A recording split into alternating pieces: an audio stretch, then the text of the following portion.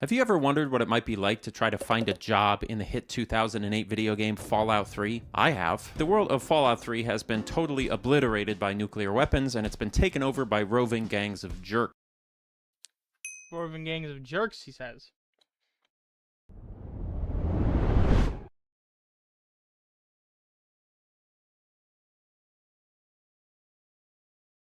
Have you ever wondered what it might be like to try to find a job in the hit 2008 video game Fallout 3? I have. The world of Fallout 3 has been totally obliterated.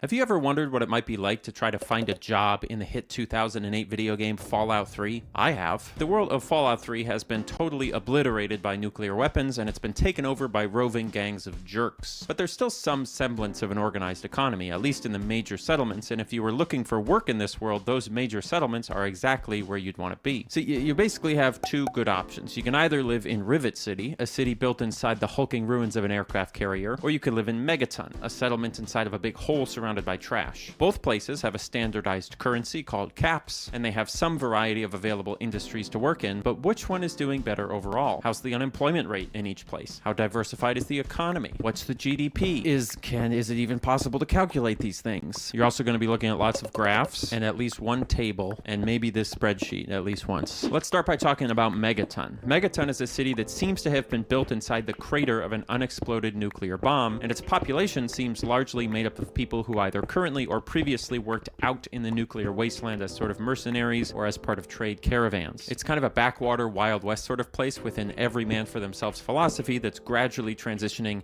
into being a more stable and steady community. The population of Megaton is approximately 32. 25% of these people are unnamed settlers, people who seem to be newer to the community and haven't found solid footing yet. 12.5% of the population are devotees to a local church, which seems like a pretty big group, but the rest of them seem to be more permanently settled individuals who either have obvious jobs or have homes and roles, etc., etc. Let's take a look at the age demographic breakdown.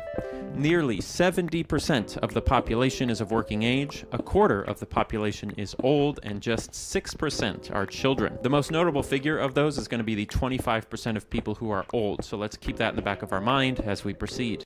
Right, so we've talked about Megaton. Now let's talk about Rivet City. Rivet City is larger than Megaton with a total population of 39. Let's take a look at the demographic makeup of Rivet City. You'll notice a significantly higher portion of the population is working age, and significantly fewer people are old. Here's the Megaton breakdown for comparison. While it's hard to say exactly why this might be the case without digging further into the details of each city, what this does tell us is that life expectancy in Megaton may be higher than it is in Rivet City, and it may indicate that Megaton's ability to take care of an aging population is greater. We'll keep that in mind as we continue forward. For comparison, I've broken down the age demographics of the United States of America into roughly the same groups and displayed it in the same format. Notice how Rivet City overall has a bloated working age demographic, but Megaton has a bloated population of old people. Both situations can present a variety of challenges socioeconomically that we won't be getting into today, but you can think to yourself maybe what things may be strained in each circumstance. With demographics in mind, but out of the way, we have this big question of economics. How are the local economies doing? Well, the first thing I did was perform a full and complete direct survey of everyone in each settlement to determine the unemployment rate. In some ways, this was pretty easy. Lots of people are forthright with their employment, like Moira Brown, who runs the shop in Megaton, or Gary and Angela Staley, who have a little restaurant in Rivet City. Both places also have spiritual leaders, which we consider employment, as well as doctors and trades workers who repair people and machinery, respectively. Rivet City also has lots of unnamed uniformed security personnel. I counted 7 in my survey, but I admit I could be off by 1 or 2. Everyone else in Rivet City has like a permanent named position, so it was fairly simple to determine their employment status. Megaton, on the other hand, introduced some complexity and really tested our methodology. We consider someone employed if they have a job, right? But we only consider someone unemployed if they don't have a job and they want a job. It's not enough to just not have a job. For example, if you're well off and you don't need a job to provide for yourself, you're not considered unemployed. You're considered not applicable. Children are not applicable. Really old people are not applicable. Where this gets complicated is with the two populations we briefly touched on earlier. You have those devotees of the local religion and then the unnamed settlers who just wander around every day. There's no way to actually ask these people if they want a job, so it's pretty tough to determine determine whether they'd qualify as being truly unemployed. When it comes to the religious people, they basically seem to live inside the church, which I believe implies that they're being cared for by the church. Because their economic needs are being met, I'm going to consider them not applicable rather than unemployed. The unnamed settlers don't have as good of an excuse not to be working, and in fact, I followed some of them around for a few days and I heard one of them say something to the effect of how they didn't have enough money to afford food to eat. Can't even afford some damn squirrel stew. This, to me, clearly implies that they want a job or at least money. So I was leaning towards counting all these people as unemployed. However, unfortunately, I found this guy hanging out near the entrance of the town. This guy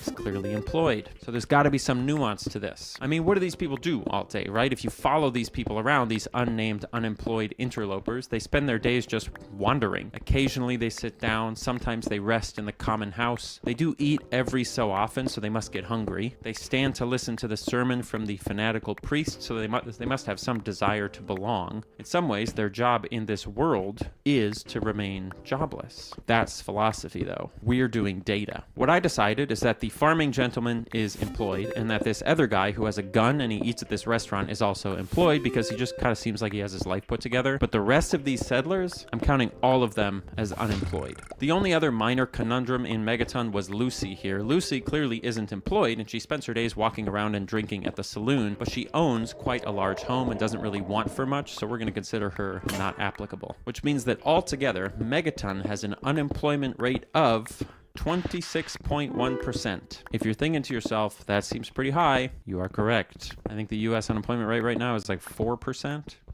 that's where you want it. Remember, the unemployment rate is just the number of people unemployed divided by the total size of the workforce, which does not include the not applicable category, meaning you have 6 unemployed people out of a total 23 persons, giving us this number. Rivet City's unemployment was a little more straightforward, as I said. The only 2 people I found that I could reasonably consider unemployed were Tammy Hargrave, who is a raging alcoholic that doesn't do anything except drink and yell at her kid. James's mom, Tammy, is a real bitch. And Trini, a newer resident of Rivet City who doesn't do anything but drink and steal drugs from the pharmacy. Again, both of these people satisfy the conditions we set forth before of being in a position where it could be reasonably assumed that they would prefer to have a stable source of income based on the way they're behaving, even though they don't technically actually say, I want a job. For contrast, let's take a look at this guy. His name is Ted Strayer. Ted also doesn't have an explicit job, and he does seem to have a drug addiction, but his demeanor and general outlook on life is fairly positive and unconcerned. Whoa.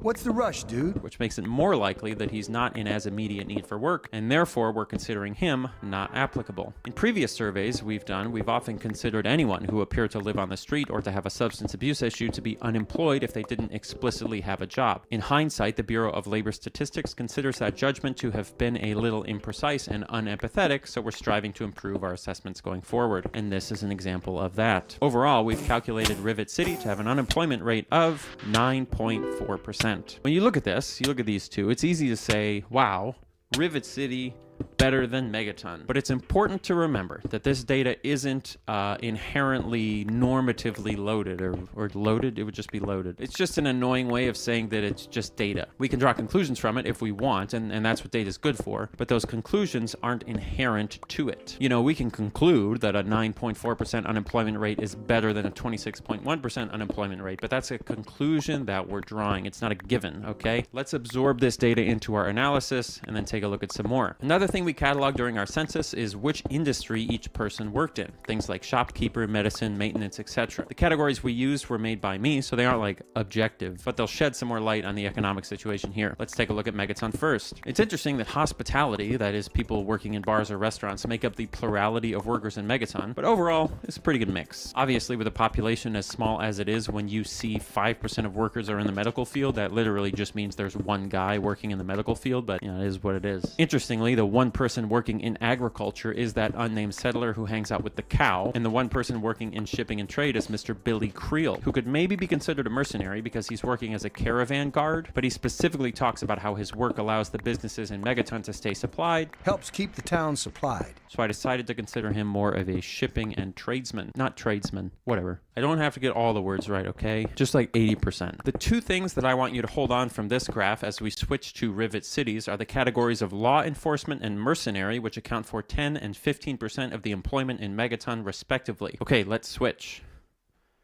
Law enforcement in Rivet City takes up 31% of the workforce, and I'm pretty sure we're actually underestimating that a little bit. That's a lot of cops. I guess there's a reason why they say it's the safest place in the wasteland. We're the safest, most secure city in the wasteland. If you were to extrapolate that to a per capita number that we could compare to the United States of America, that would be the equivalent of 31,000 cops per 100 residents. For reference, the city with the most cops in all of the US of A is Washington, D.C., which makes sense, and it has 543 officers per 100,000 residents. Yes, you heard that right. Rivet City has 57 times the number of cops as the most policed city in all of the United States, which ironically is the city that Rivet City is located in. Like literally, Rivet City it's in post-apocalyptic Washington, D.C. It's kind of funny. I wonder if they thought about that. We're the safest, most secure city in the wasteland. Speaking of being set in Washington, D.C., technically, because Fallout 3 is near the U.S. Capitol, that means that the Bureau of Labor Statistics, which is the government organization responsible for surveying and consolidating data about labor in the United States, should be canon in the Fallout universe, given that it was founded in 1884, and the Fallout universe didn't diverge from our own until the 1940s. I wonder if we could locate the Bureau of Labor Statistics within Fallout 3.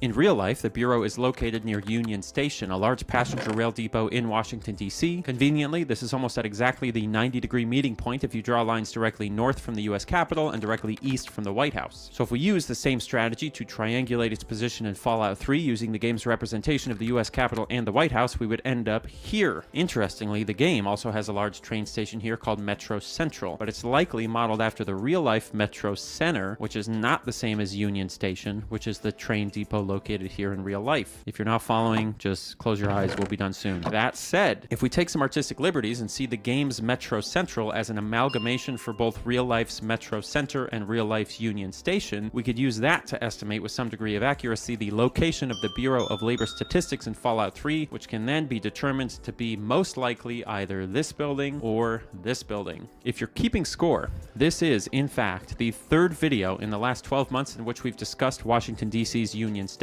and the second video in the last 12 months in which we've spent some portion of time trying to locate a digital representation of the United States Bureau of Labor Statistics. I'm Manny Austin, and thanks for watching indeed. One other major difference I want to draw between the industries in both of these locations is in the science and academics field. Megaton has 0 people working in this industry. Most of Megaton's labor is spent on things that are lower on the Maslow's hierarchy of needs, like providing safe drinking water, food, and shelter to its citizens, whereas Rivet City, though it's obviously more of a police state with probably more wealth inequality, has enough resource access to allow some of its citizens to do research on bettering the world or to maintain museums of culture. Neither of these situations is inherently better or worse, but it's a distinct difference. The very last piece of data I want to include here before we make a final decision on which place would be a better place to find a job is the GDP, the gross domestic product. This is one of those phrases that people on TV say to help justify all the wealth inequality we have in America, but it also is a real thing. Like, it's a thing that has some informational value. It basically just means the monetary value of everything we make in a whole year. So like, imagine if we took everyone in Megaton and added up the cost of all the food and the drinks they made, all the toys they sold, all the services they provided, etc. for a whole year. That would be the GDP. Now that I say that out loud, I have no idea how they calculate the GDP in America. How would you even begin? Calculating the actual GDP in a video game is kind of dumb and maybe impossible. So what I've decided to do instead is just add up the value of every single item in every single shop and all the money that every vendor has on hand in both of these towns and consider that the equivalent of GDP. It's not perfect, but as a way of comparing two separate places, it should illuminate some interesting facts for us. Megaton has 4 vending establishments, which altogether have a combined value of 10,765 caps. Caps are the currency in the game. I don't know if I mentioned that already. Rivet City, unsurprisingly, given that it's a bigger place, has a slightly higher GDP of 14,317 caps spread across 6 vendors. If you take those numbers and divide it by the total population, we can get the GDP per capita, which is another important figure of economic health. Megaton's GDP per capita then would be 336 caps, where Rivet City's is 358 caps. However, you know where your parents always told you to find the devil, right? He's in the details. Or they're in the, I should say they, we don't really know. The devil is they, them.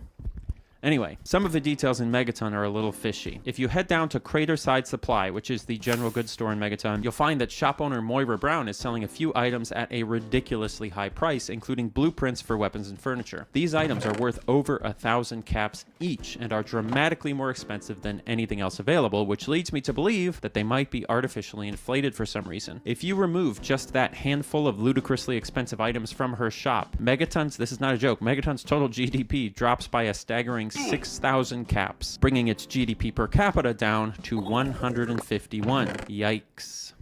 So where does that leave us here? Which place is better? Well, between a significantly lower unemployment rate, a more diversified economy, and a significantly higher GDP per capita, there's no question that strictly economically speaking, Rivet City is where you would want to go if you were looking for a job in Fallout 3. People there literally talk about how they need more people willing and able to work. This place could use a few more people willing to work. But you know, economics, it isn't everything. It's a lot, but it isn't everything. If you moved to Rivet City, you'd also have to contend with living in a dark metal box with less opportunity for fresh air. You'd also be living right on the edge of an incredibly violent war zone of Washington, D.C., meaning traveling would be extremely dangerous. And sure, that location may then explain the overwhelming security force in the city, but you'd also have to be okay living in a police state. That kind of protection does often come with significant trade-offs. Also, let's not forget that, for whatever reason, Megaton does have a higher population of older folks, and it does manage to sustain a fairly large population of the unemployed. In fact, one of the few old folks there are in Rivet City is literally thinking about hurling himself off a cliff because he feels his life has no meaning. I wish I had the courage to end it all. Perhaps that's a good indicator that Megaton's social services, or I guess at the very least the human generosity of its citizens, is in a better place than Rivet City. So, you know,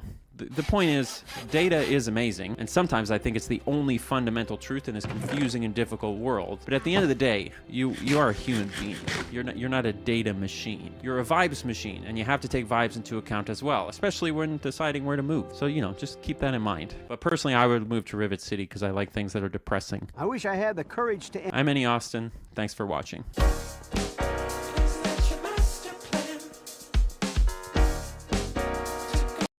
I freaking love his videos. When Redditor Cinnamon posted that his soon-to-be ex-wife flight tested his gaming PC from their third-party balcony, I knew I had to step in. Not to fix their relationship, that is way above my pay grade, but rather to see if anything from the ruined rig could be salvaged. I also saw an opportunity to do a bit of investigation. See, I've seen my fair share of damaged PCs, and I've also seen my fair share of internet sob stories. And when I saw the single picture that he posted of the aftermath, it definitely raised some questions for me. You guys see this? Right around the edges of the frame.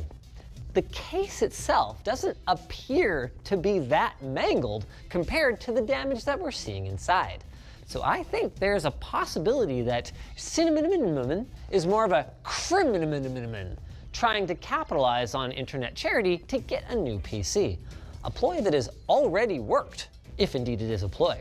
Starforge sent him a pretty nice looking system to replace this one, so all that's left is to see just how much water his story holds, and to find out what, if anything, can be salvaged from this wreckage.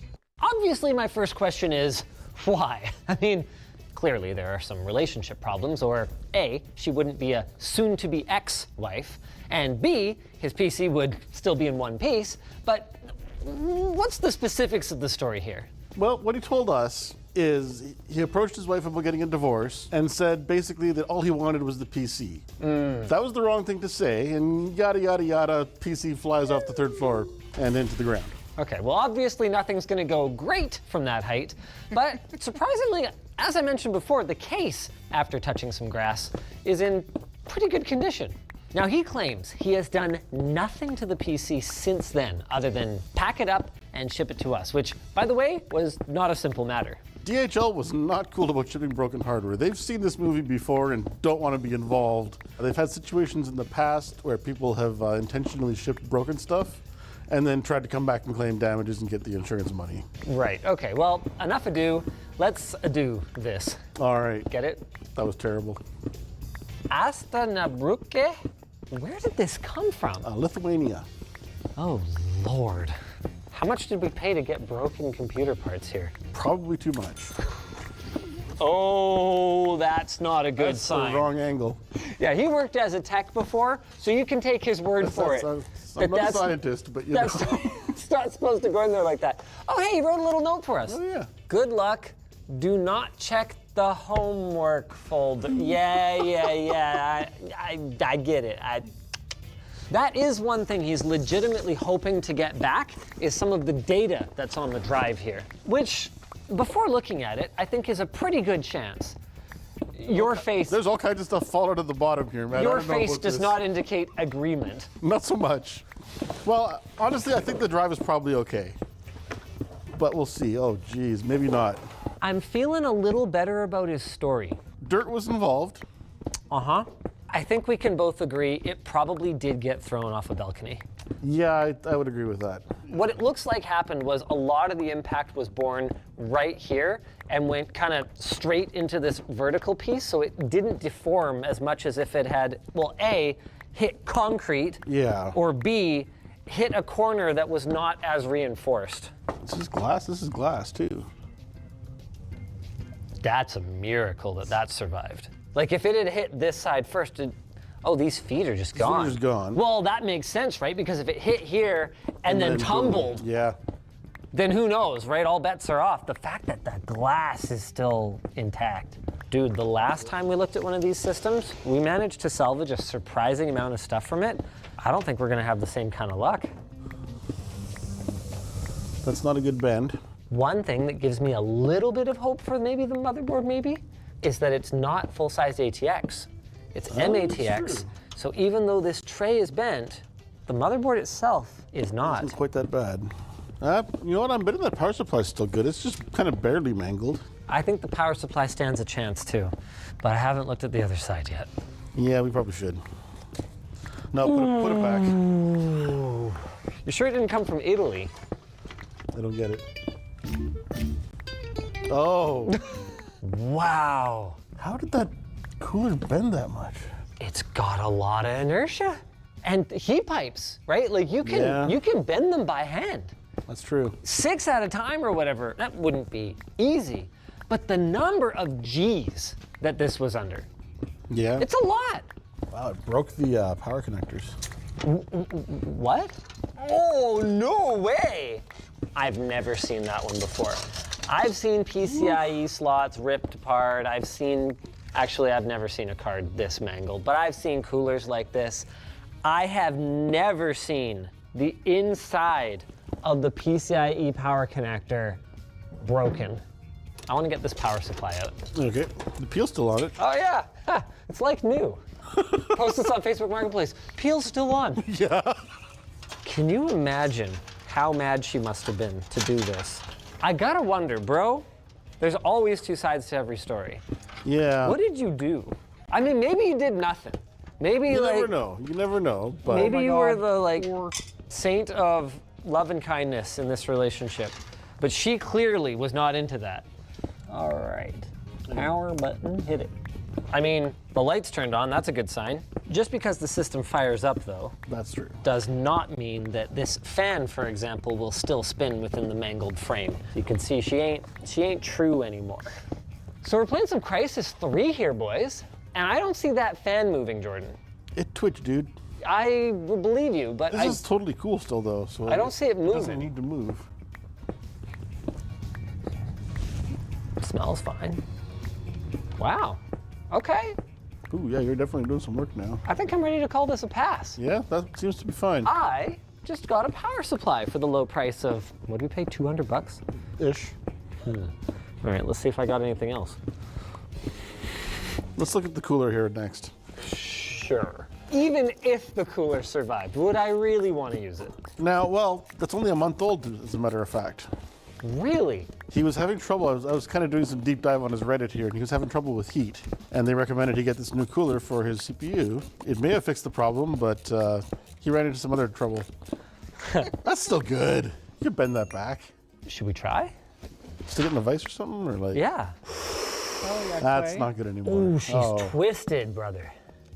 She's twisted. No. I believe we can fix this. I believe we can fix this. We're going to the workshop. All right. Which way am I going? You're lifting up. Okay.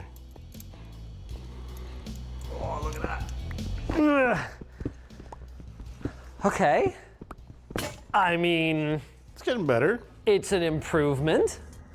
Oh, buddy. Oh, there we go.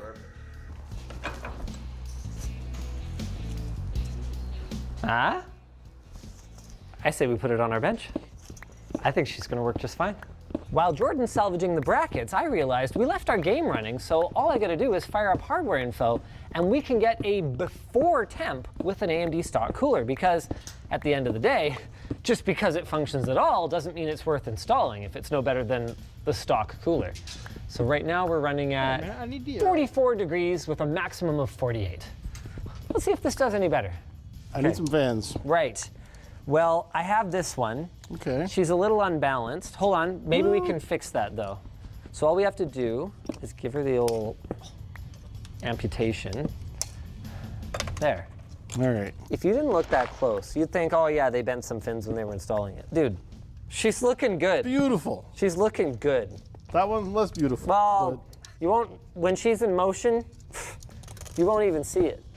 Oh dude, I'm stoked. I'm stoked on this. I think I got a $200 power supply cooler bundle. There you go. That's pretty good. Maybe more. Maybe we get some RAM. Oh dude. Wow. Oh dude, we're like, yeah. All right, we fixed the cooler. We're geniuses. Well, I agree with you on one of those points. Which one? I'll leave it to you to decide. All right. I want to see his CPU run. All right.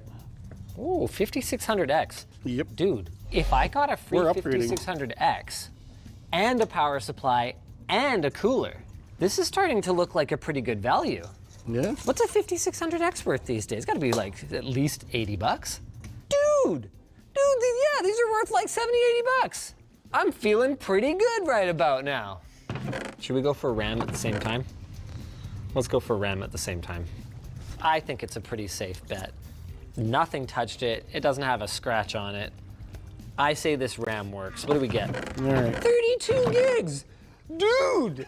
The manufacturing date on this is October of last year. This is only 1 year old memory. This is probably newer than ours. Ours is January this year. Oh, well, okay. Got them. Give me my odds on the motherboard. 50-50. 50%? You saw the state of that thing. That GPU got ripped out of it, brother. Look at it now, though, man. It's like, it's pretty flat. Yeah, it's kind of like, Like, it's there's some pin damage and stuff here, but it's not like it's bad. like seeing a dead person and they just kind of look serene, like they're sleeping, you know? Oh, no. No, I think we might be done, bud. Oh, no, yeah, we're screwed. Never mind. Well, we're gonna try it anyway. But that's up. Okay. CPU and RAM, confirmed good. Jeez. I got a deal, buddy. Oh my goodness, this screw. Oh, wow, that's really, She's not coming out. I think she's cross-threaded in the first place. I think this may have been an inexpertly assembled system. That one's cross-threaded, the standoff came out. well, there's different types of screws in every freaking hole here. Yeah, so hold on a second. That may have been damaged beforehand. See, have a look at this. This is like mangled, and that would have been at installation. This, actually, Jordan, buddy. That's me. I don't think any of the traces are actually broken. No way.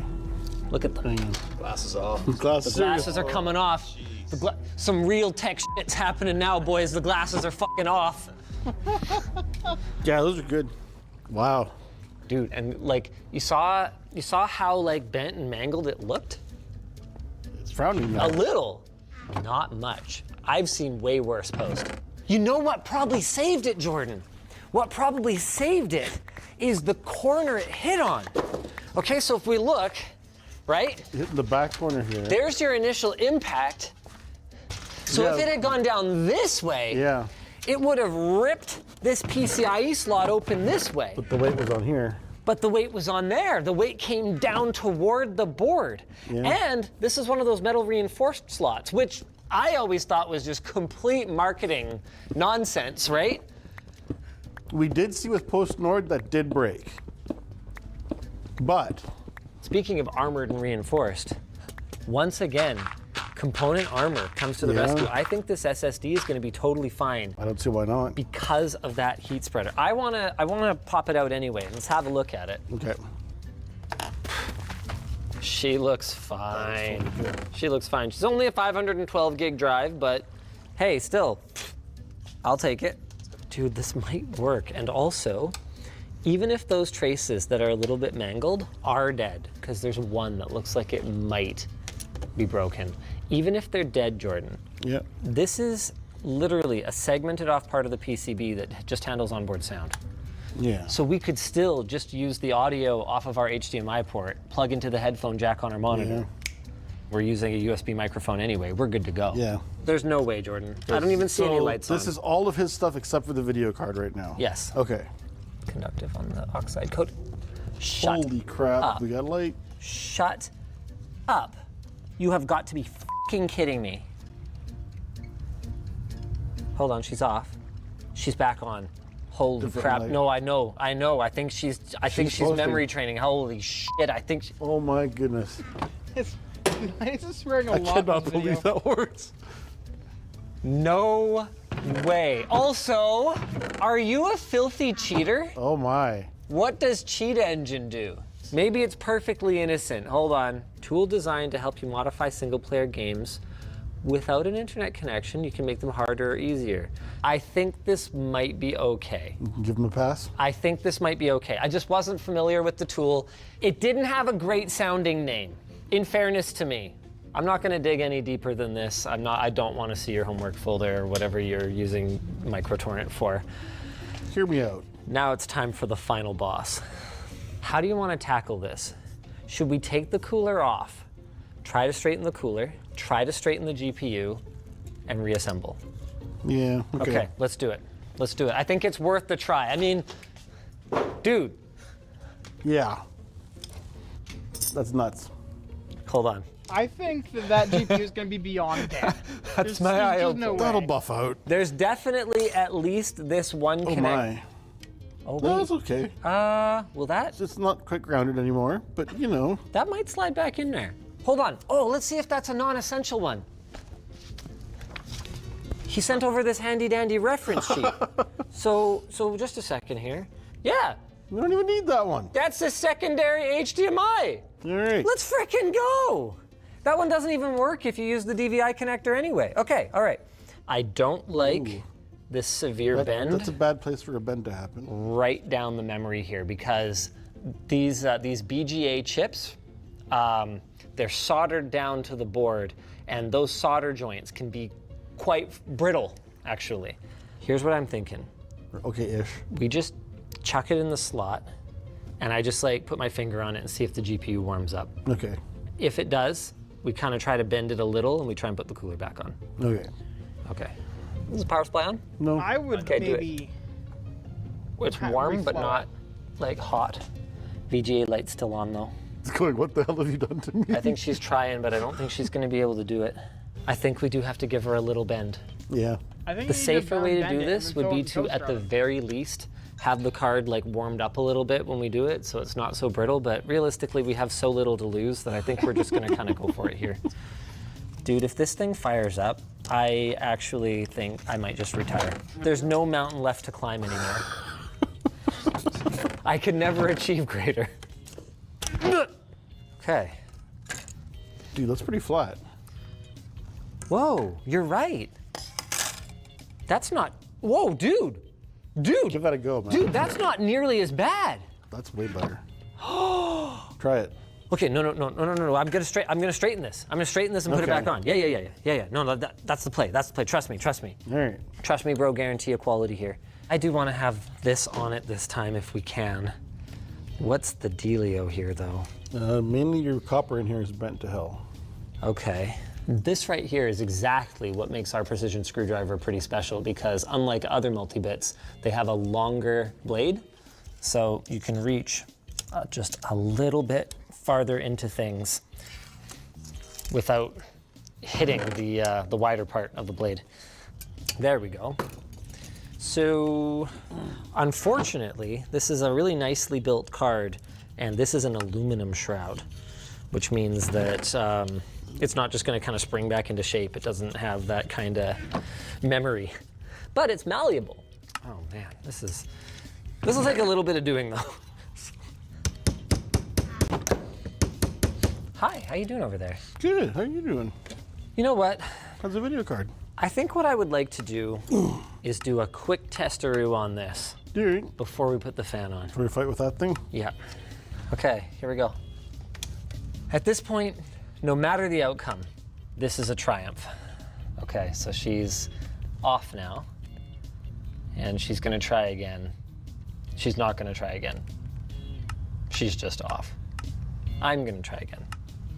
Yeah. Yep. It's almost like you shouldn't throw your computer off of a third-story balcony.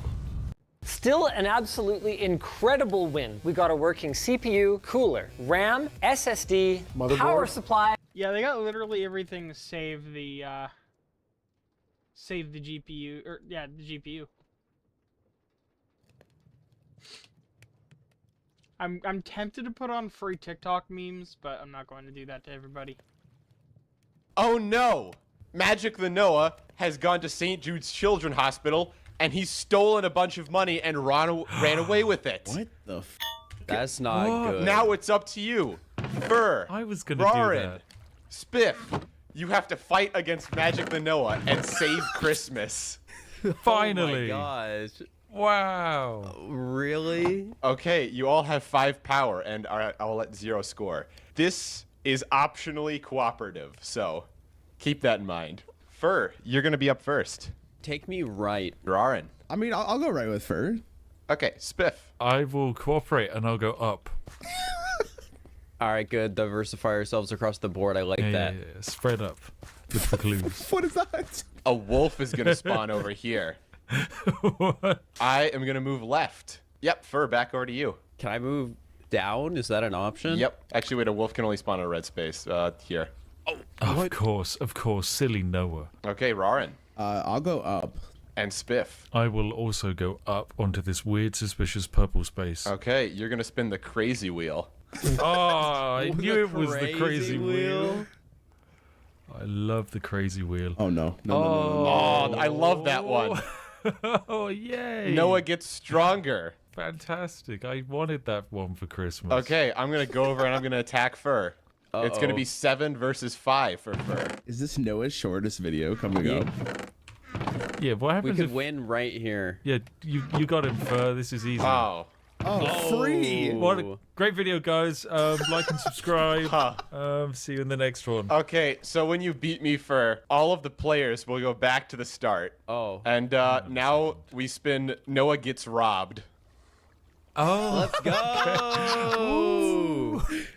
For Christmas. Double it. Oh, I don't have that's anything. Give it to the next one. That's a great one to start off with. Wait, did he get double? Okay. Oh, okay. I got it. Okay. I get it. Okay. Oh, Wowza. yeah. Oh. Wait, does that mean he steals another dollar from the Fur, charity? I would like you to know that due to your success, $2 have now been stolen from St. Jude's. Wow. Great job, This is Fur. awful. What the heck? Okay, Fur, you're up again. I'm gonna go right. Roarin. I'll go up. Spiff. I'll go up again. All right, and then a goblin is gonna spawn. Oh my god. Wow, he looks so cute. He's got a knife. All right, it's gonna be my turn. I'm gonna head back down and I'm gonna fight Fur again. Fur, What the heck? Fur. All right.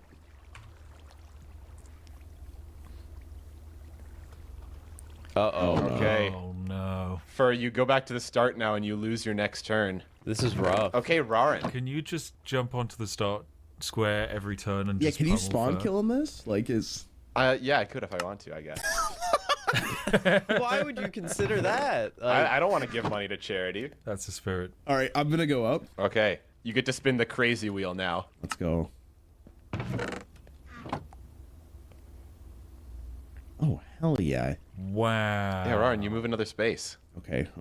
I'm gonna go to, like, the bottom right to, like, Gragas or whatever that guy is. Is Cannon Dwarf. Oh, Ganondorf, my apologies. Okay, would you like to buy an item? What does the horse do? No comment. All right, I'm gonna buy the horse. Okay.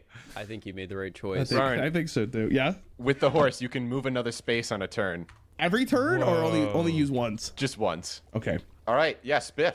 I'll go up to the purple thing. All right, another crazy spin. I love the crazy spin. I now hate the crazy spin. Wow, I hate the crazy spin. No, it's okay. It's all part of the journey, guys. You don't understand. I'm reformed. It's not about winning. Reformed. It's about the experience. Wait, it said lose a power. That was 2 power you took away from me. It's lose power. Damn it, it's ambiguous. Okay, it's my turn. I'm feeling pretty good about this right now. I'm just gonna move up here. Wait, don't tell me you can fight the goblins. No, they're my allies. Fur, you're up. I mean, I don't know if I like moving right or up because either way you can attack me. Hey, what's the worst that could happen? I'll move up. Okay. Yeah, Rarin. I'm gonna go back to the crazy wheel with Spiff. All right, you get to spin the crazy wheel. Oh no. Okay. Oh, Half my what? My Gamble power. half of your power. All right, hold on. I'm channeling Fur. Hold on. I got this. Okay. And it's just that easy. Oh, well done. Okay, Rarin, you gain 2 power. Let's go. You're the hero of us, Rarin. Okay. I thank you. Thank you. Noah, can I achieve negative power? 4 hours no. ago. Also, Okay, good morning, just yeah. wanted to check that. I want to go fight that wolf. So can I go left? Yes, you are going to fight the wolf. You have 3 power to the wolf's 8. Oh, he has 8 power. Right. I just thought he was like some kind of pug or something like that, like a No, it's just small, that easy. to fight dog. Oh, yeah, that's... Yeah, sorry, I'm actually a professional dog kicker, so this is... God, that sounds terrible. Okay, then. Well, we're learning new things. That's... All right, now it's going to be my turn. I'm going to move left onto the same space as Fur. I should have known. Okay, 5 versus 7. I'm having fun this game. I Oh no. am having an all right time this game. All right, you're going to go back to spawn and you lose a turn. All right, Rarin, you're up. Oh my. Yeah. Poor Fur. I'm gonna go back to the shop. Okay. Now, random question. If you kill me, do I lose items? Like, are you gonna loot my body? No comment. Oh my god, this guy. I would take that as a definite yes. Yeah, I'll be running away from you. I'm gonna take the clover hat in the top left. Okay, you can use the clover hat to gamble any amount of power. Oh. You know what to do. He said any amount. You can gamble more than you have. No. Oh, The instant correction. I'm gonna hold my gamble for now. Okay. Yes, Spiff, it's your turn. Can I go to the little purpley space in the top left? Yes. The crazy space. Wow. Oh, cool. Double enemies. Yeah. Oh no. I mean, there's I'm 2 worried that I Noahs. might have just I'm fucked not this an up. enemy. I'm your guys' friend. Would my friend steal from charity? Yeah, that's what I'm saying. No comment. Actually, don't answer that question. For legal reasons, I have to Damn, say no. I did. And then at the end of your turn, another goblin is going to spawn, and this guy's going to move up here. Fur, your turn. Can I move right? Yeah. Yeah, Rarin. I'm gonna go fight that goblin. Okay, you have, But- what, 5? Before I fight that goblin, can I use my magical hat to gamble all my power? Yeah, okay. Oh my god. Why wouldn't you do that after the goblin fight? Listen, if you win, you if get there's- power. If I've learned anything from... Okay, hold on. I was believing in the Christmas spirit, if I'm going to be honest with you. That didn't work out. God. Stop getting high off of the Christmas spirit, damn it. Listen, it's nice. Do you even have to spin the wheel against the goblet? Okay. Oh, wait, yeah, I do, because you always have 1 power. Oh, we're so back. It's actually free. That's promising. You got it. The It's Christmas just a 1 in spirit, boys. 5, Here we mate. go. Oh. Ooh. Oh. Yeah, Rarin, you go back to start and you lose your next turn. Okay, that's all right. Spiff, you're up. I will go fight the goblin down to my right, please. Okay, that is going to be 7 versus 5.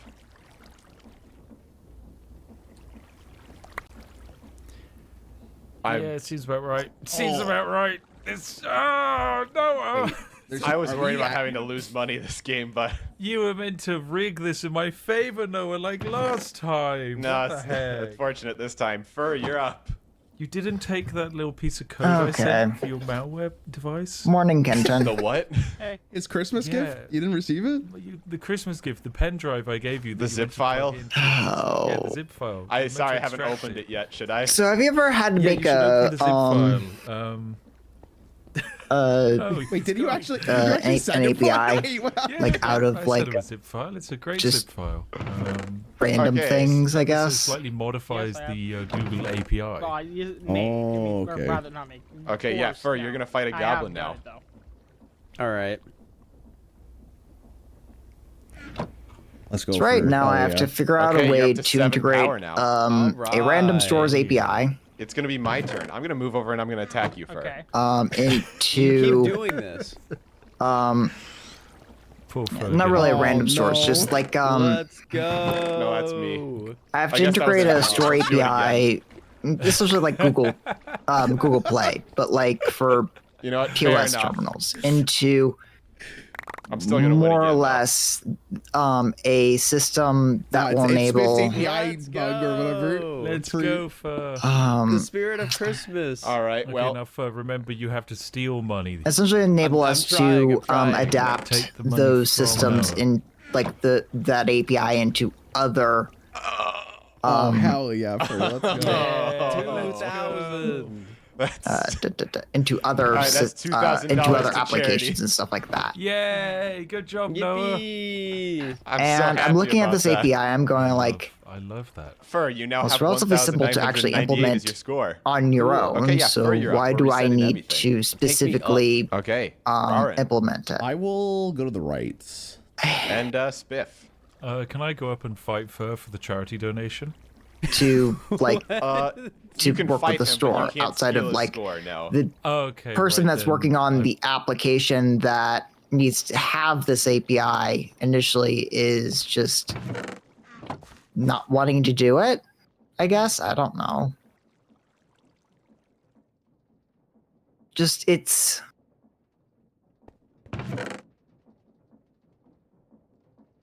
I feel like you're wanting to say it's ridiculous that you're having to do this.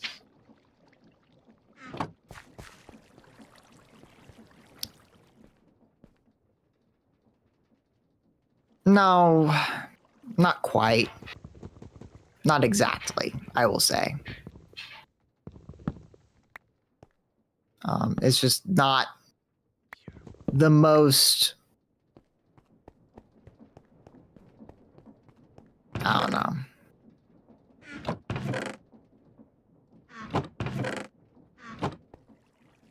Not the most useful thing, maybe? Yeah. Yeah, I have other things I needed to be doing, and it's not quite.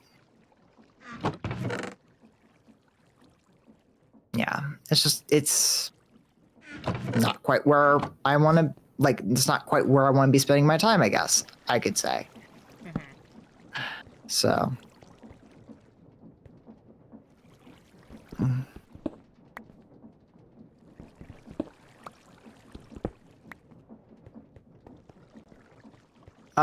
Create looks actually pretty interesting. Oh yeah, Create's I'm- awesome. I just don't think I'll ever be able to play Minecraft again. And why is that? I could say specifically that the reason why I don't really want to play Minecraft, like just in general right now, is because just so many of the just aspects of like how Microsoft's handled it as of late just left a bad taste in my mouth. It's the best way to put it is, I guess, I don't like how they've just changed Java and Bedrock and all this other stuff to try to.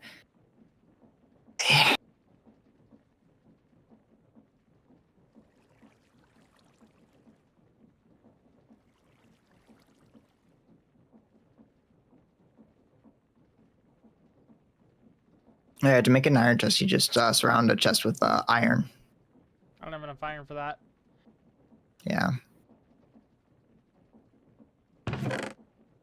If you have the copper for it, you can do it that way. Yeah, but I can also just right-click this and get 22 iron. Fair. Yeah, just wait for it to smelt. That's what I'm automating right now. Yeah. I really do wish there was a new version of Minecraft that actually cares about its players in a way that. I mean, there is. I mean, let me find what it's called, but Isn't it like that like open source one that like just has nothing in it, but you just add all the mods to it?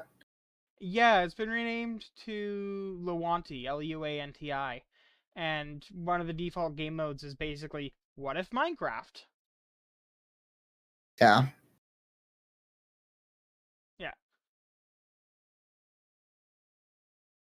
Yeah. Also, Mineclone 2, which was the mod that turned it into Minecraft, has also changed its name to Voxel Libre. Okay. Which is kind of a fun kind of name.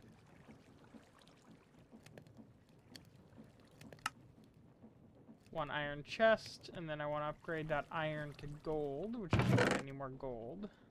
Which I definitely don't have enough of. I can solve that.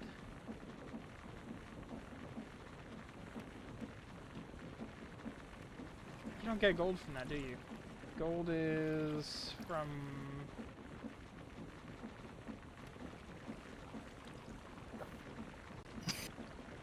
Is it washing?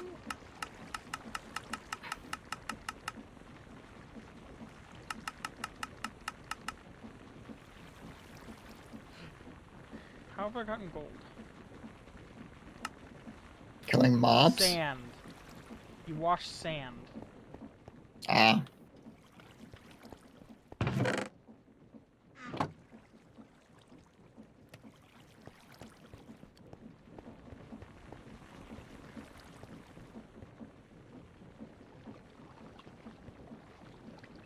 I'll be back for you in a minute. It has been a minute.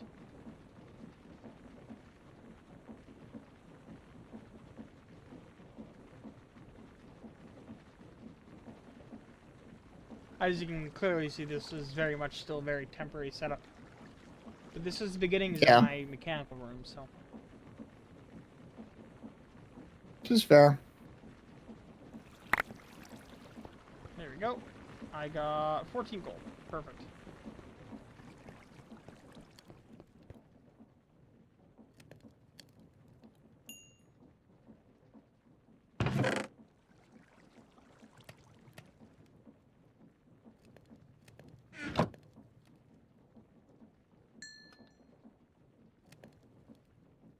So this is deep dark whatever which mod pack is this? Stoneblock 3. Ew. Oh, Stoneblock. That's what it's called. Okay. Yeah. And I was on a quest to get to the Nether, and there a long straight tunnel. Got to there, and then I had to go back because I ran. I was starving, and I was out of, and the pickaxe was broken. So there's like there's actual dungeons and stuff in this. Then. Oh yeah. And yeah, to get to the Nether and stuff, there's a ring of Nether, and then there's a ring of End around that. And then and then if you go up to the top of the, you go to the surface, there's andesite. Go down to the bottom, there's andesite, and diorite is found out in here in this area. Okay. And they are not interchangeable. You actually need both. That's fine. Are there void miners in this? Nope.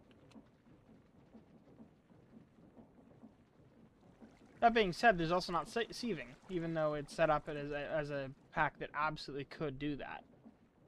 There is dark mode, though. Ah. It's an interesting thing. It's almost too dark. Even, like, just... I don't know, I feel like it need, like, for dark mode to work like this, It needs to highlight the lines between more. Because this just makes everything dark, and you lose all the contrast that you actually have in this mode.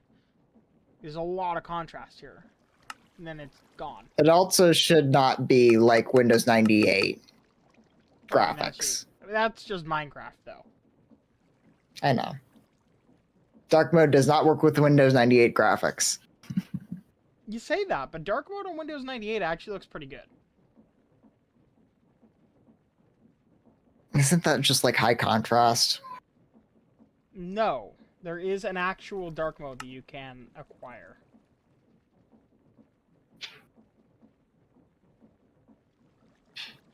Oh yeah. 2 glass and 2 diamonds. I can do that. Diamond. Oh, I got glass around here somewhere.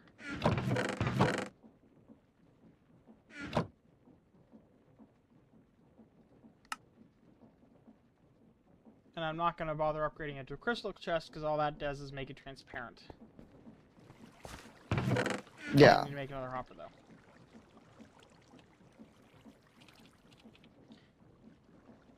One, two, three. I'm guessing that's a different version of the Iron Chest mod. Or is it? It is. Yeah, no, it's Iron Chests. It's just a newer run. Okay. Packs on 118, so. Yeah. There's a reason why I probably will just end up staying with 1.12 if I ever play Minecraft again.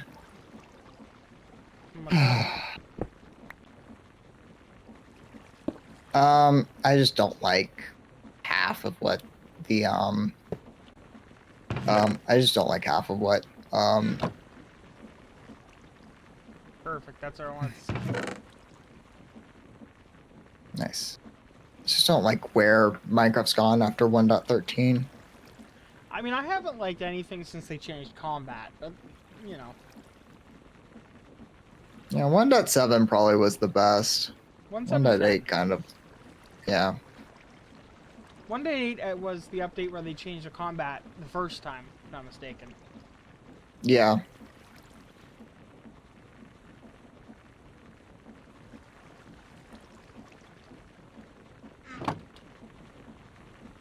I mean, there's a reason why there's a lot of why 1.7.10 had a long-lasting life. There's a reason why 1.4.2 had a long-lasting life. There's a reason why. I mean, mostly just because they were around for a while, and there's a lot of mods on them. That's really it. Yeah.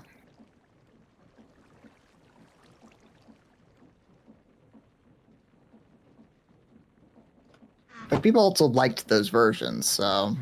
Yeah. It helps that they performance-wise were pretty good. Yeah. Before I started building stuff, I was just sitting at 165. Yeah.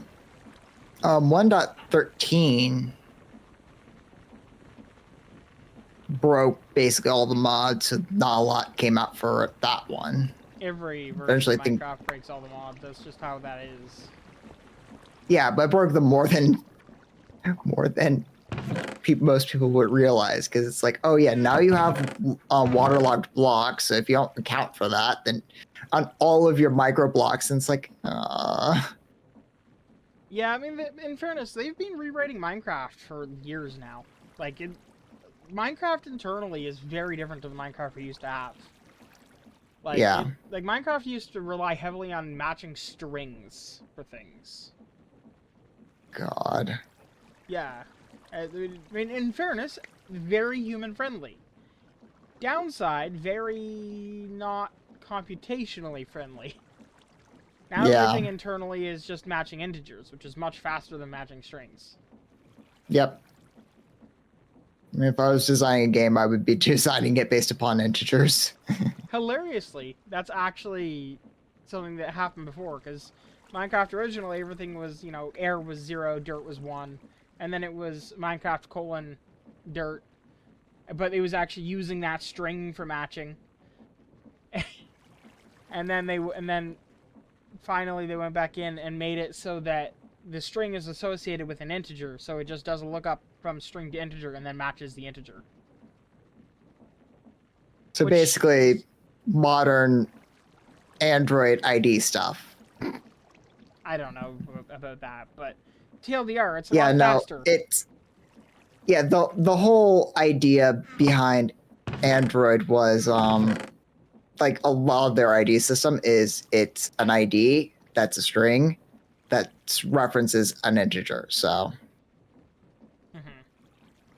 so you look up by ID, it's basically I think just I think that's just like DOM stuff, like HTML stuff at the end of the day. Because I think that's how it, DOM and HTML works. So that's also integer based. Fair enough.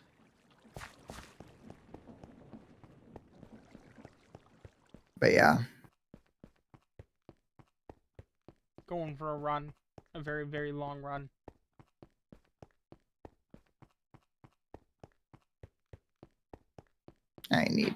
I cannot wait till I have an opportunity to go watch Sonic 3 because I absolutely love the first two.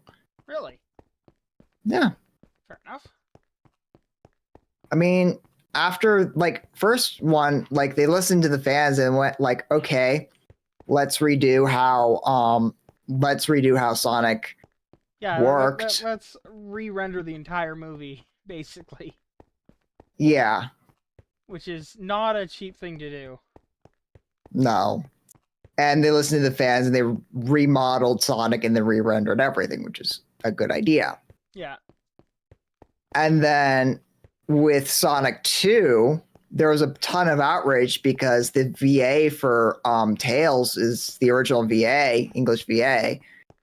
And she was not mentioned prominently enough for the fans. And the fans went like, yo, your second star in this movie is not prominently featured. Like, make her prominently featured. And Paramount went like, you have a point. So they redid the posters too to actually say, hey, this is the other person. This is the person that's doing Tails. That's the VA for Tails. I mean, fair enough. Fair enough. So it's like, I want to continue supporting them because the Paramount's going like, oh yeah, we're going to listen to the fans. We're not going to try to make them out to be absolutely evil. And just because they complain about X, Y, or Z. But yeah. It has taken almost an entire food bar to make it back to this point.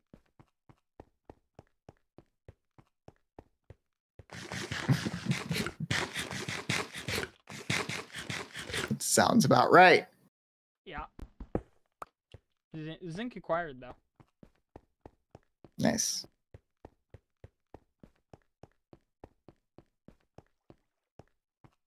Ooh, lead.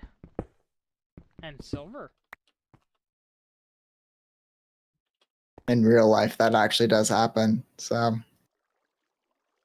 What, getting hungry on the way out? No. Lead and silver spawning together. Oh, yeah.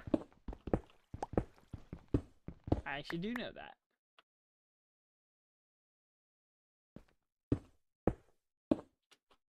Oh yeah, have you seen whatchamacniggle? The what's the his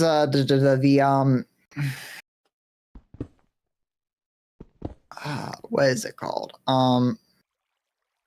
I forgot torches. Oh yeah, that's bad, especially in a stone block.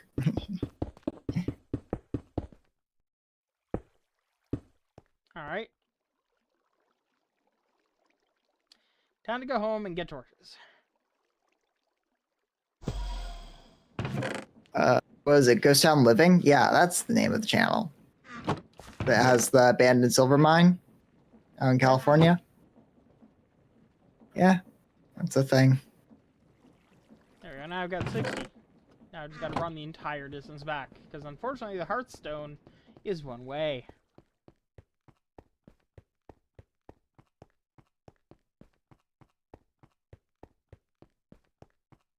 And only 64 uses. Yeah, that sounds a bit special. I got 2 of them. Just random rewards from doing quests.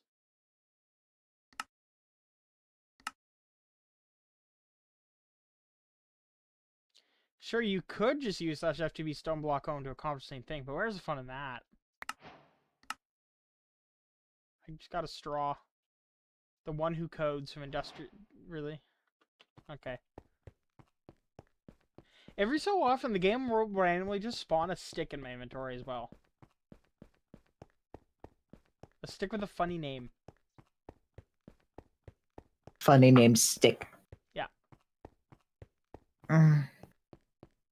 Like, one of them was a stick that was named What's Brown and Sticky.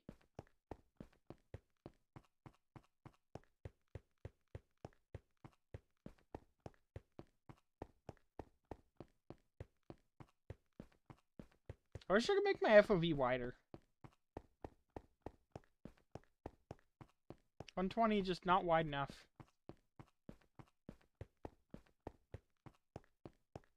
I'm probably weird. Oh yeah, since you have the VR headset now, the one that works now instead of the one that ended up breaking because of course it did. Well, in absolute fairness, after a lot of use, and hardware still works, it's just the head part doesn't attach to the face part anymore. Fair. So, like, you know, with some replacement straps and a pair of headphones, it could work. Yeah. Maybe some duct tape. Oh, that's bad.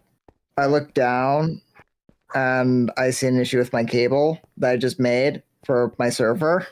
Okay. Why are you making cables for your server? Ethernet cable. Oh, fair. I ran out of 6-footers, so I need to order more. But I look at it and it's glowing yellow, orange instead of white. Glowing?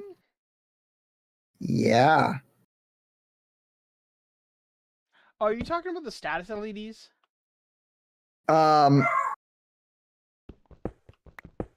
Yes, but also there's a specific device that actually lights up the Ethernet ports with the link speed. So I mean, most devices do that. Actually, if you look. But yeah, no, this is the 16 port Unify Ether lighting thing, and it's telling me that port is running at base 10, which is bad, and I'm going like, oh, yeah, it makes a lot of sense. Yeah. I have like I have a whole set of ends and some crimps and like 200 meters of wire, so I just make cables whenever I need them. I try not to do that because all my cable is solid core, and that's part of the reason why. You use solid core Ethernet cable? Yeah, because it goes in the wall. That's literally never been a thing that I've had to care about.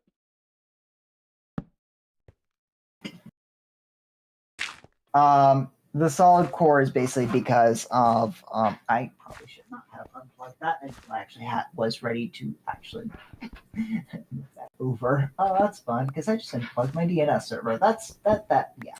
And set that back up, but technically you don't need a DNS server.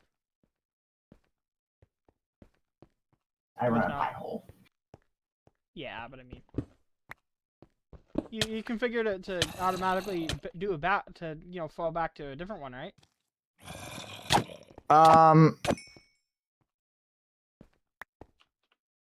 Don't think Unify. Because I run my own as well, but I also make sure that my machines, if they can't reach the one in my LAN, they'll just go out to like 1.1.1.1. Yeah, I need to make sure that like there's probably a way to do that so that your primary DNS is like, just use this one if it's reachable. And if it's not reachable, use the other one. That's literally just first DNS or second DNS. It'll always use the first one unless it doesn't respond. Okay. So it should just make it such that the DNS that is configured on the Unify software is that, and the secondary one is after that, I guess. The secondary one, Okay. as I said, is only used if the first one is unresponsive to a query. Okay. It's Or enough sense. Or I think if you try to access a domain that doesn't exist. Okay. Because it makes sense to try the second one just in case. Yeah. Which I think some services make use of that particular quirk for like what's it called? There's a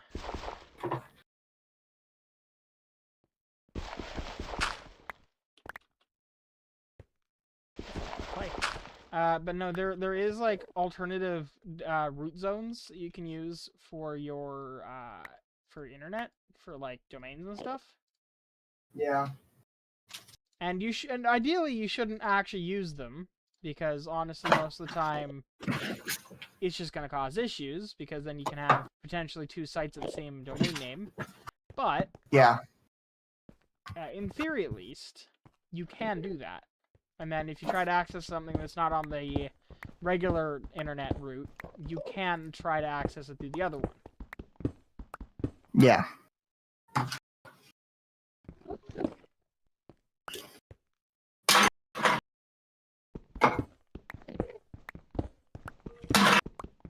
In fact, there used to be some services that a couple companies that actually just did that, and you were able to turn around and purchase your own top level domain for like $30 a month.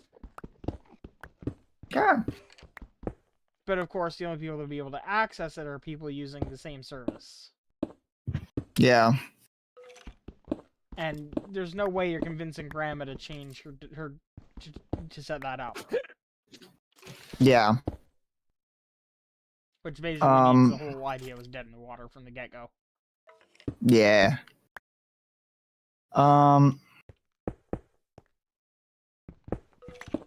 Back to what I was talking about. Like, since you have the VR headset now, maybe I can get you back onto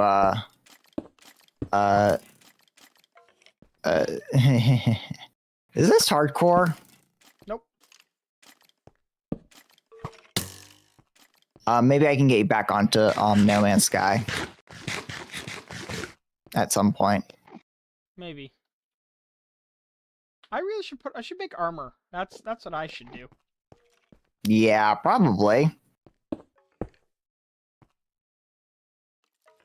I should have plenty of iron waiting for me back home now. Which reminds me, I should probably claim these chunks so they stay loaded.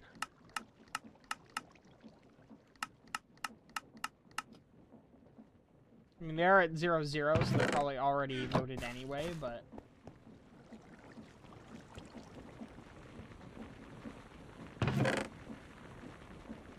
Surprisingly less than I thought there would be.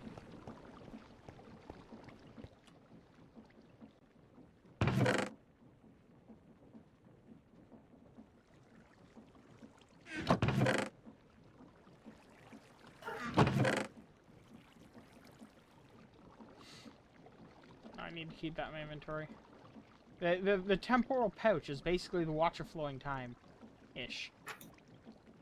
So it works like time in a bottle. There you go. Yeah. Yeah, no, I am seriously trying to avoid anything Windows at this point. I'm amazed by the way, you managed to make the switch after resisting for so long. Honestly, I've used Linux in the past, and I did enjoy using it. The only reason why I went to Windows is because the goal was always to go back to Windows. But also, Wine at the time was absolute garbage, so... And Yeah, the Proton didn't exist, and all that fully other admit, stuff, so... Prior to Valve getting involved, Wine wasn't great. It kind of worked. I managed to play Halo 2 on a Linux machine with integrated Intel graphics before they were like even Intel HD, like a Pentium 4 Dell. Yeah. Yeah, but like, it was never that good. Not until more recently.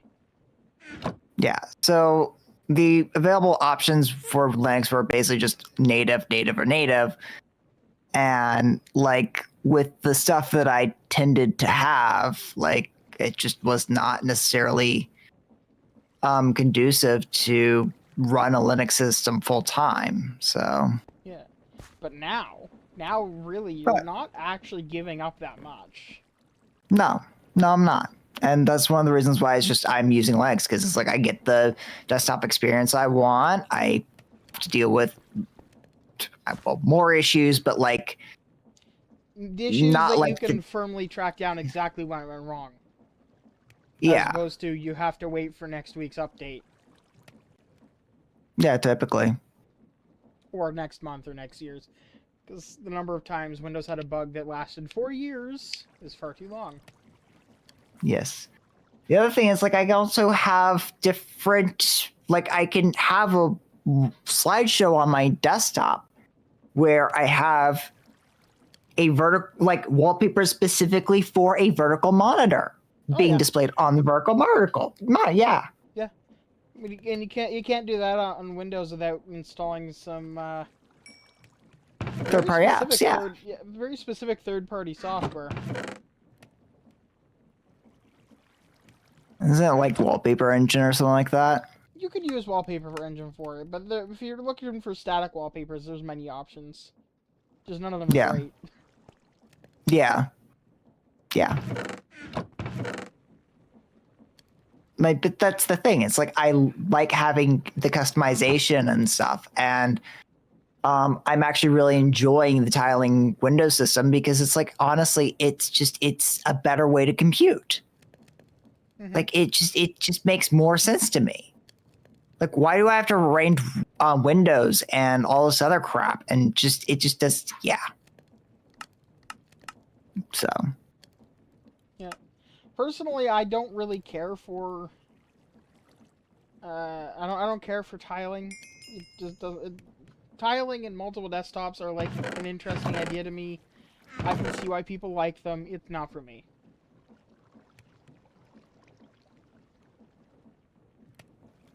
I mean, having a window automatically fill the screen is just a godsend for me because I don't want to have to manipulate the windows to get them to size correctly, so on and so forth. It just does it automatically, and things just don't overlay with each other, which is like the most annoying thing that I've ever experienced. So, yeah. Well, I mean, I've just got this. Yeah. Where I can just.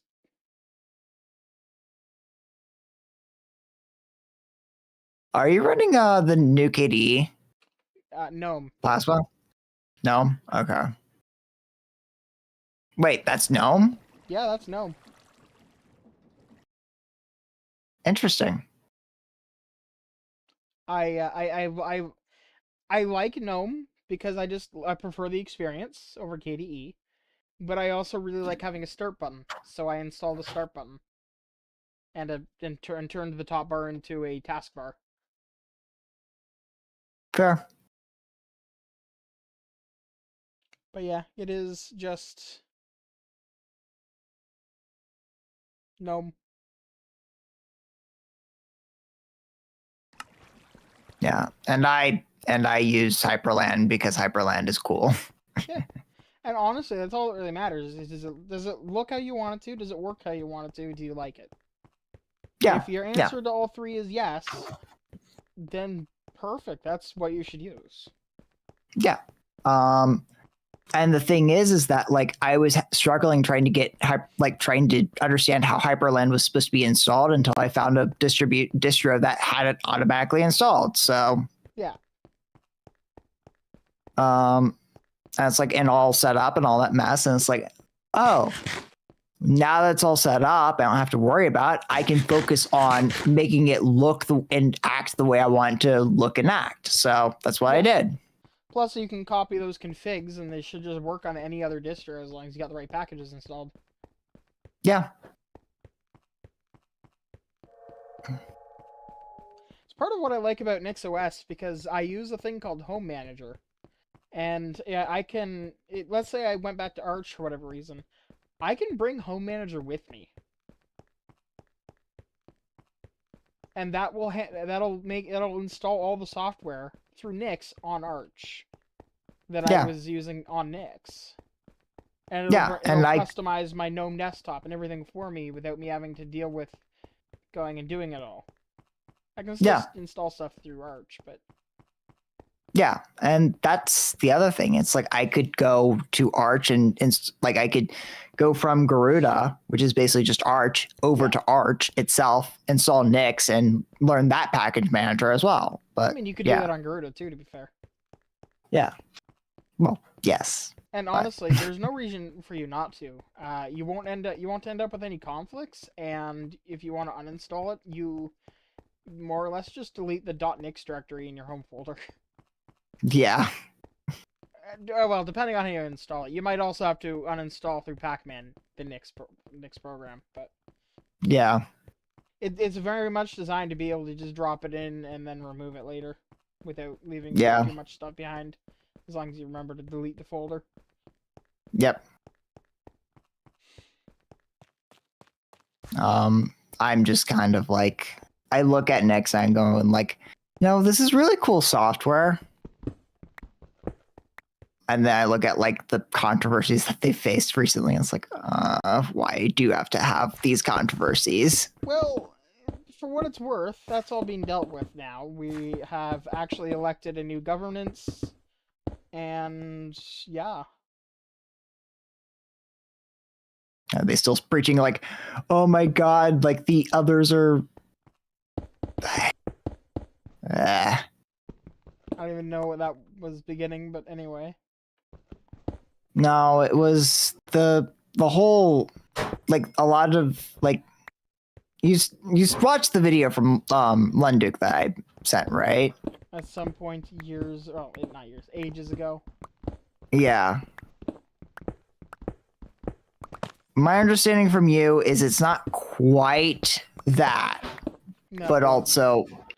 It more or less boiled down to the guy that created Nix in the first place has a company, and... Hi. I'll see you later. You're on your own for dinner.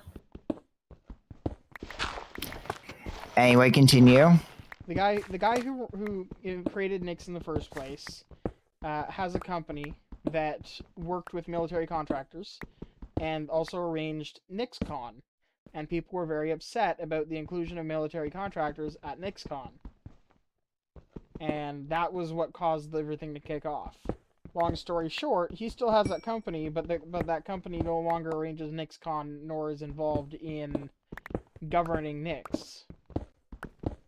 And that pretty much solves all the problems. Yeah. But then they're also kicking out a bunch of people that were disagreeing or whatever. And it's okay, but from what I looked into the reasons, and honestly, it was justified. It was they were like publicly they were doing what you saw. In less public spaces, they were being complete jackals. Fair.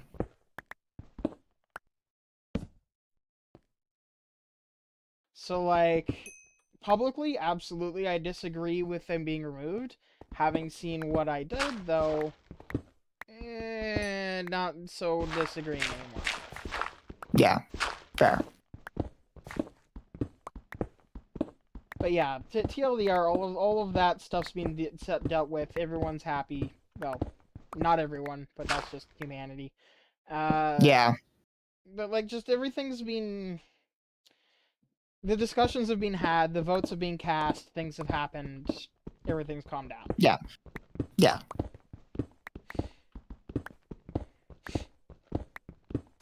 And this is why I ask you these questions, because I don't want to have just one narrative saying, oh, everything's bad. And it's like, is it truly bad, or is there something else going on? Yeah, is it actually this and that happening, or is it just this perspective?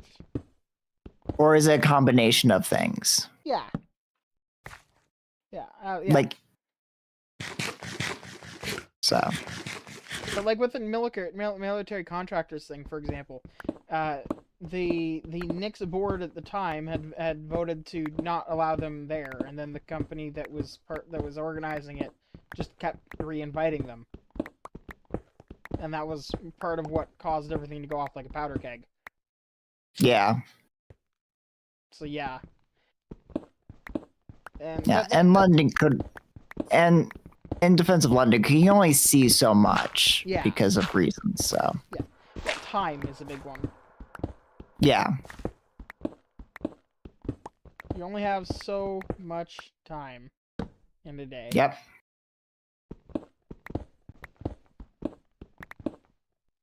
Oh look, I'm finally making it to the Nether. Nice. It's just a really long walk. Yeah, no. No Man's Sky in VR is just it's amazing. Fair enough. Just everything about it's just amazing. Have they managed to synchronize the weather yet? I believe so. Good, because I recall during my tutorial I nearly died because I nearly ran out of oxygen because there was a snowstorm that was killing me from going outside of a cave while you were like, it's a sunny day. Yeah. I do believe they actually synchronized everything, so yeah. Multiplayer is still a bit finicky because you can't just, like, if you know someone, you can't just join their game just by walking into them. There's just weird things. You have to specifically go and join their game, and it's just weirdness at times. I can't help but feel that they could have done themselves a big service by building it as a game that just has the ability to be like that by default. Yeah. It was just always...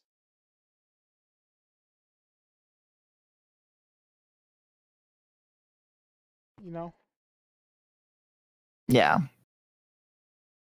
Basically, if you're on someone's friends list, or you know someone, you and they're in the same system, they just automatically join your game. Yeah, yeah.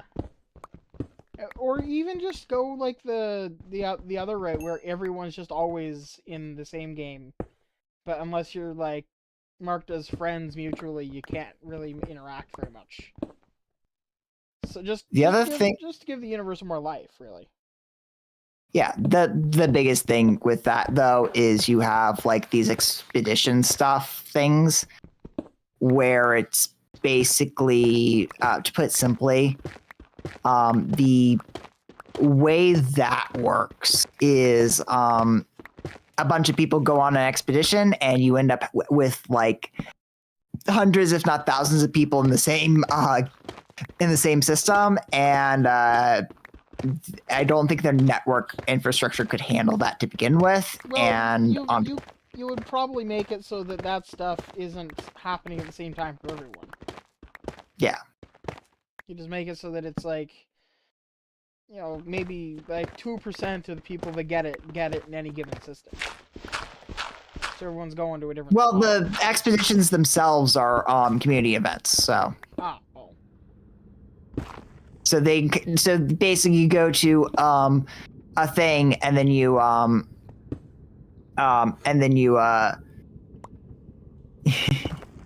you go to a thing and then you join the expedition, so that's how that kind of works. Mm-hmm.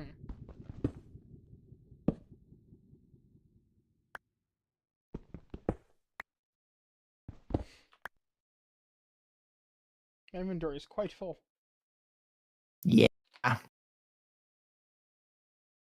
This is where the null whatever thing, dev null thing, makes a lot of sense. I mean, I've got this. Oh, pocket storage. Yeah, but it only holds 255 of a given block, unless you assign it multiple slots. Although it still voided that stack. So I guess... Wow.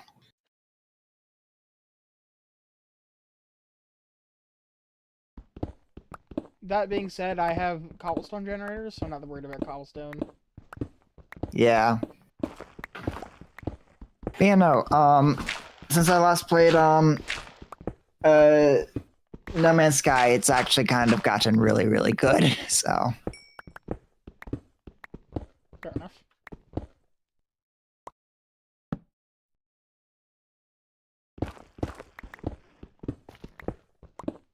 I'm guessing there's gonna since this has Tinker's Construct, there's gonna be Cobalt in the Nether as well. Or is there like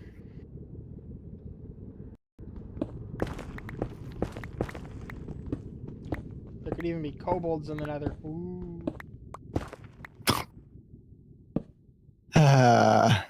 What? Nothing wrong with good kobold in the Nether. Oh yeah, did you see the video I sent about explaining like the degrees of furry? Yeah. I think I did at least. It rings a bell. Yeah. VTuber going over like the degrees of furry, and it's like, what the hell? Not wrong. Yeah, no, they're not wrong.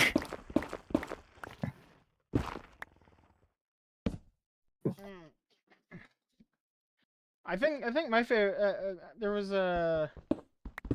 It might be the same video you were talking about, but there was like a bunch of VTubers that were all debating whether or not Beetle was a furry. God, I have not seen that one yet. But it wasn't just like a debate like set up. No, it was across multiple channels and random Discord conversations. That just happened on stream. It was kind of great. And they were looking at that graphic and everything, and they're like, I think he might be.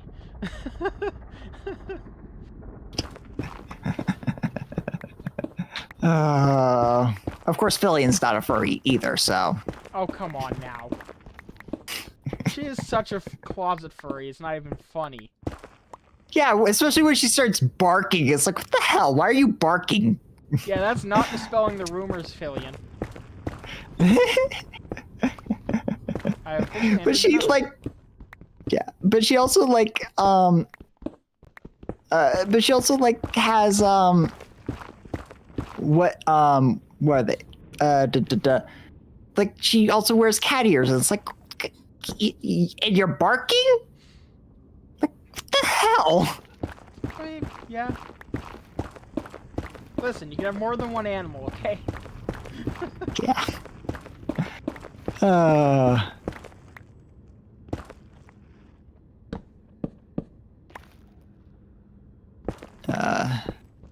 The number of just VTubers in general that are either that like just seem to be furries is just it's quite a bit actually. Yeah. I mean, have you seen the odd ones out? He owns a fursuit. Yeah. He goes to furry conventions. Will not admit it. Except that we know that it's him, because A, we've seen him at furry conventions, but B, he's put his fucking fursuit in fucking videos before.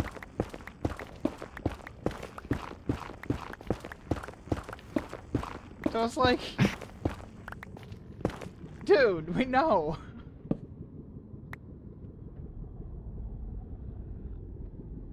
I forget what I needed to come to the Nether for in the first place. Achievement. No, there was something, there was a reason.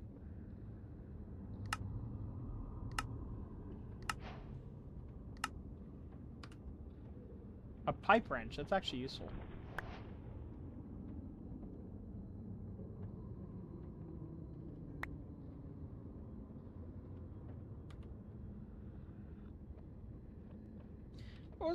What was that one achievement that told me about? Is it under MISC? Yeah, it was F2B Stoneblock Home.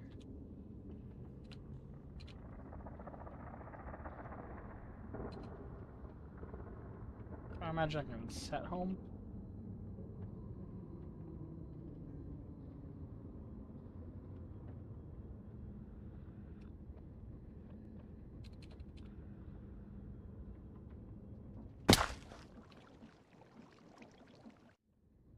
Cool. That'll save me a lot of travel. Yeah. Probably should have done that ages ago, but you know. Yeah. I wish I had a button to just auto sort stuff.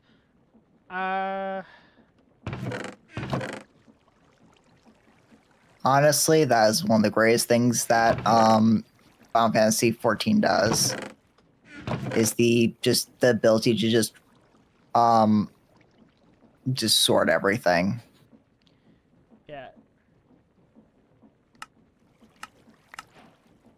Like, and honestly, you can also set up macros to such that you I just got a railgun.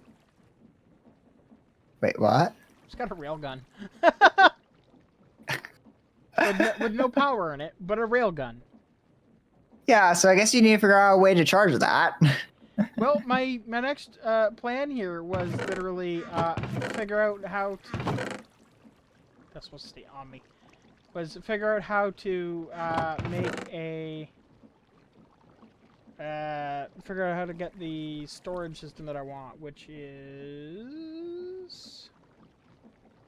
under storage here somewhere. Storage. I want to make the refined storage controller. I could go ME controller, but I'm gonna go refined storage. I'll probably do the other one eventually later. So I need oh, that's why I needed to go to the Nether. I need quartz. Yeah. Of quartz. You're supposed to laugh. That joke, and I went like, he didn't just say that. He must have just said course, and I heard that joke and I went, oh, okay. I guess that's a yeah. You're supposed to laugh.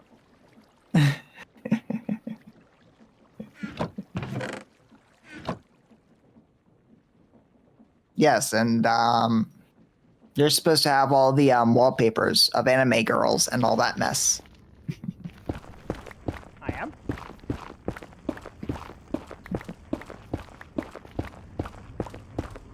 I think the way you get nether quartz might be from sifting netherrack. Actually, that's a good thought. Or- Oh, this is our quartz. Because it stops being nether quartz really pretty quickly. So, washing crushed raw gold has a chance, 50% chance, and a 10% chance from soul sand. But it'll be a lot easier to get soul sand. Now, crushing diorite has a 25% chance. Crushed raw gold is just gold crushed. Except that it isn't actually an output, so... I mean, no, actually it is. It's just... Orcalium.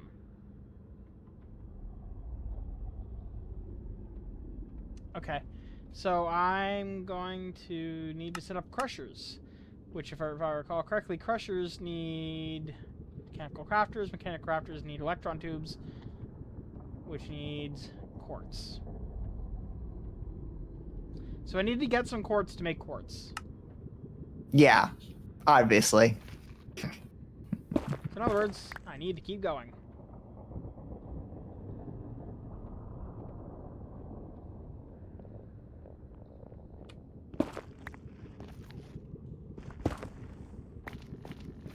Ain't that faster? Yes, it is. Problem is, there's a chance of things spawning before I get to it.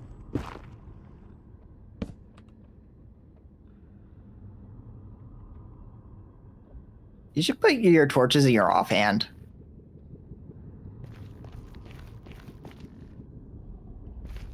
Good call. It's like literally the first thing I do when I get into Minecraft. Is like, yeah, make torches, put in offhand.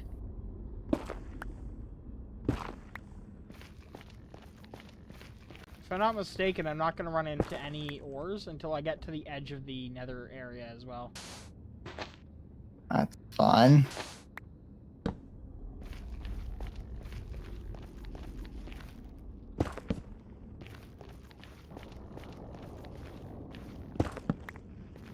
Oh, does netherrack actually require a diamond pickaxe now? No, it's just because that's what I have in my hand.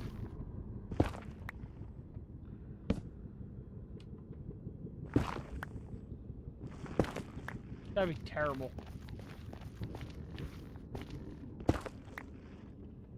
Probably make it that way, just because it's like it would be tier progression.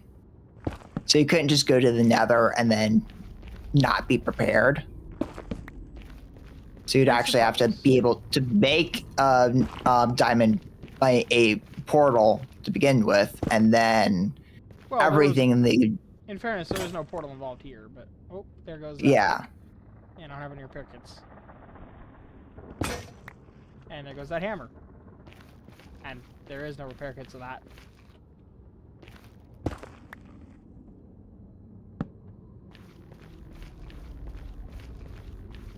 I'm guessing that's vein miner. Yeah. Well, FTB vein miner specifically.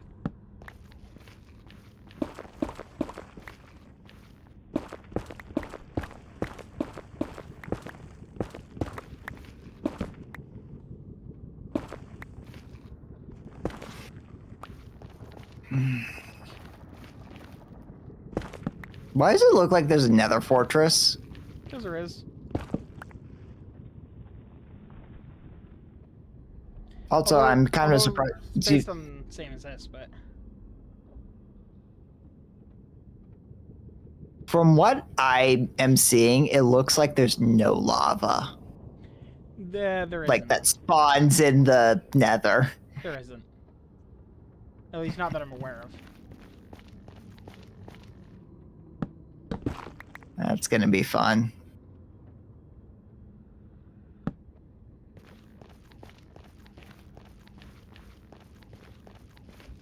Okay, I need to figure out why this server is spinning up like it is.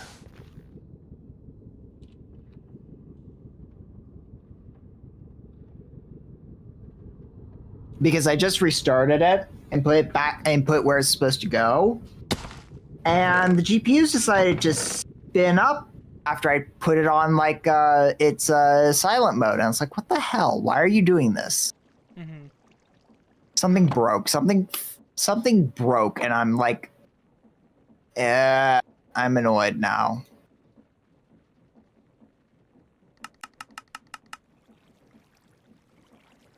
Why are you?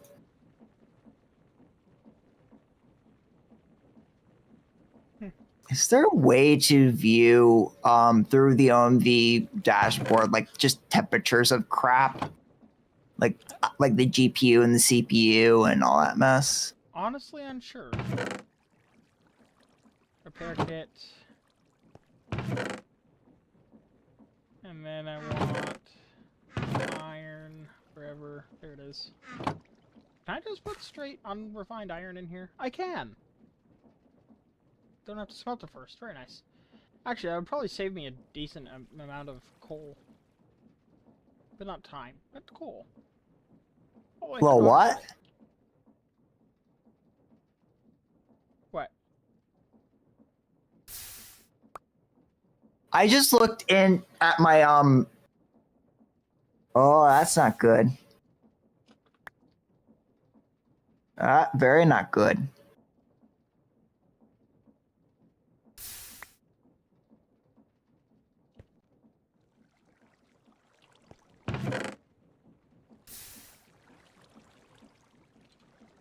I need a stick and a stone. And a bit of iron.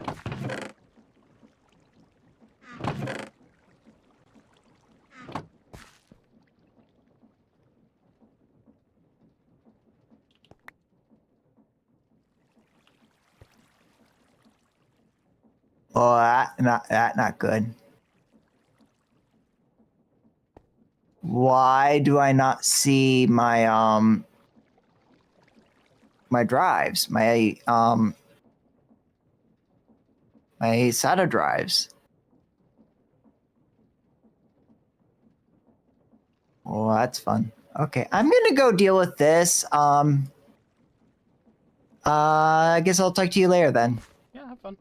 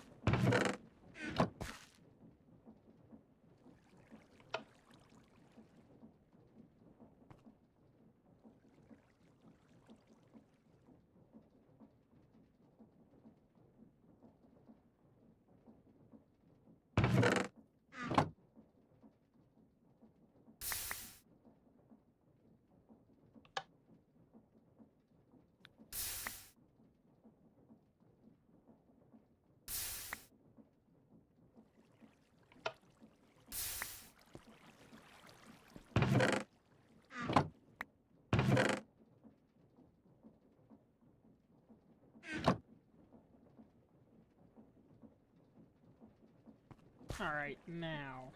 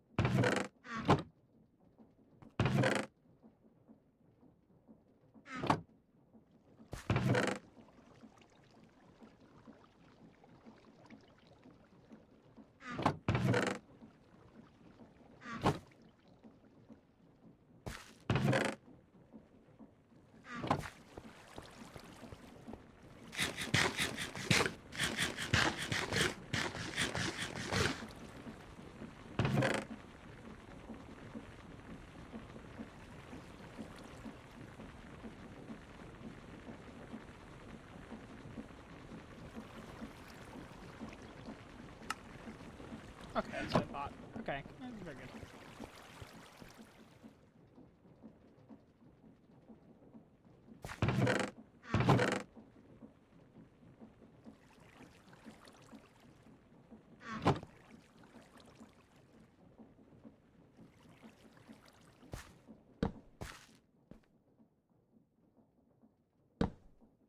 Yeah, that's where I wanted that.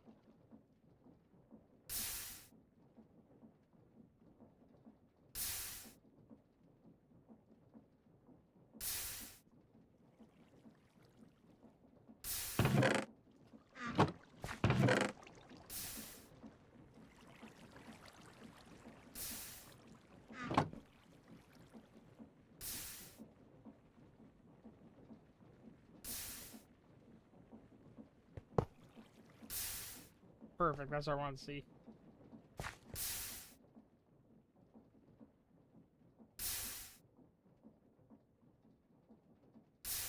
That'll keep going for a minute.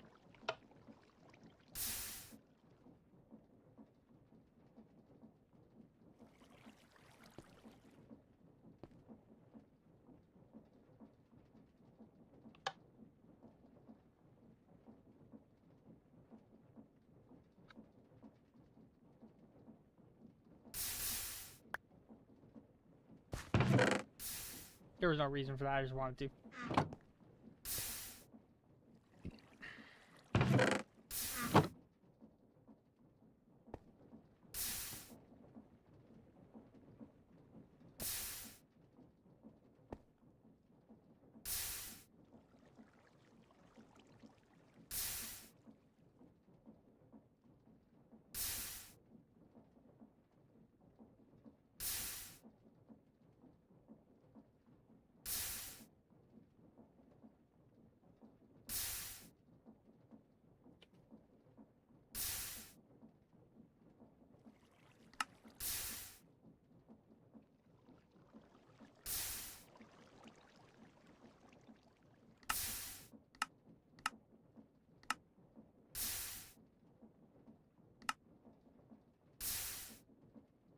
So we actually get bonus iron for doing this. Sweet.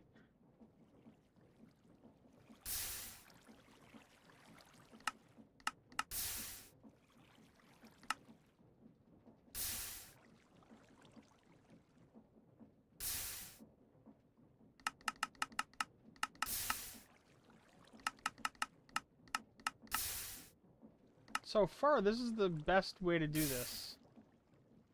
Yeah, this is the most efficient way to process my iron. Cool.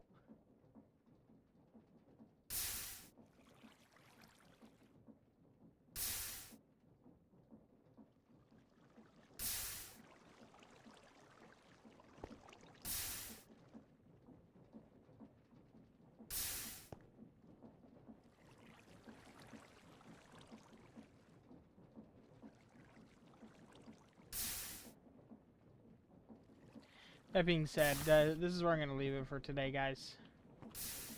Have a good night, and I'll see you again tomorrow.